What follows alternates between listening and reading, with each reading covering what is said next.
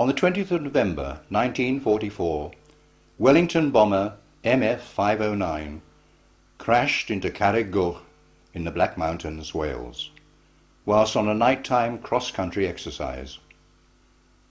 The aircraft developed a problem with its starboard engine. It began to lose height due to icing and crashed into the mountain, killing all 6 aircrew who were on board. In the local village of Iniswen, Eric Price, who was 22 years of age at the time, saw a fiery glow in the mountains. You could see it was on fire, and you could see it plane shining up, you know. That's how I come across that. I knew there was a plane up there. Yeah. A few days later, Mr. Price went to the scene of the crash. I found this photo, and I've kept it in my album since 1944. The photograph has been with him for the past 62 years. Since the crash, local people have visited the site and erected a memorial to the men who lost their lives. The crash site was nearly removed a number of years ago, when a private individual from Preston in England tried to buy the aircraft and put it in his back garden. This was thwarted by Mr. Ardwell Michael, who worked for the Brecon Beacons Park.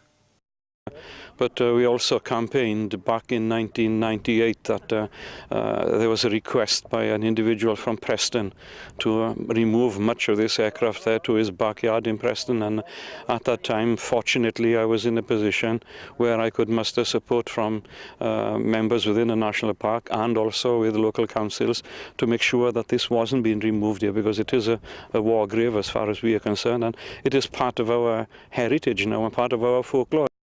Recently, Mr. Price asked his relatives if they could trace who the airman in the photograph was and try to trace the families of the crew. And Damien then was on the internet, and he asked me, Eric, have you got the photo? Yes, Amen. I'll have that now, he said, and I'll find out things about it, like. And he got in touch with Caroline, my granddaughter then, and the two of them worked together. And this is what it's all about. With the help of Wes Cross and McGill University, Montreal, Canada, some relatives of the deceased airman have been traced, including Mrs. Phyllis Allison Burns, sister of one of the airmen, Flying Officer William Allison. Phyllis Allison was due to visit Wales to visit the site of the crash, but due to illness was unable to make the trip. Wes Cross attended as her representative and that of the other families, and met local people who had an interest in the site. They met at Danny Rogoff Caves and set off on the 4-mile strenuous walk to the site, while en route Ardwell Michael spoke of the many and varied points of local interest.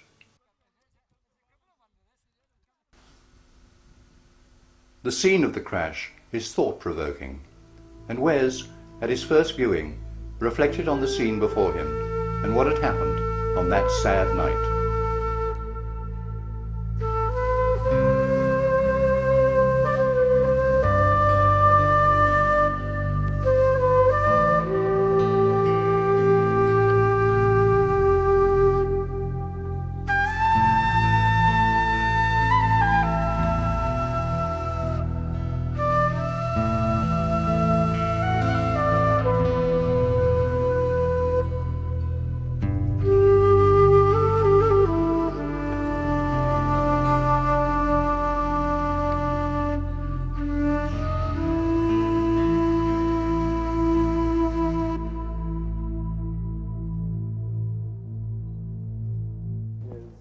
Wes then addressed the group and carried out commemorative tasks to the wishes of the relatives in Canada.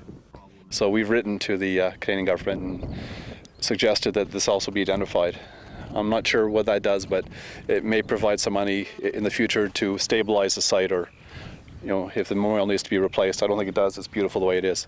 But at some point in the future, it might also help if they decide to remove the wreckage or change it in some way, that maybe the Canadian government could also be involved in that discussion to help out people to maintain it. But we're going to leave this here for future people who walk by, and it's easy to replace. We just reprint it. but it says in honor of the crew of MF509, the 13,348 RCAF personnel who lost their lives during World War II. This was 6 of the 13,348, and 1 of 8 people who died in the RCAF died in training accidents. And that's a particularly hard thing for families. You know, at the time, it's always hard to lose a son or a daughter, but when it's lost in this manner in training,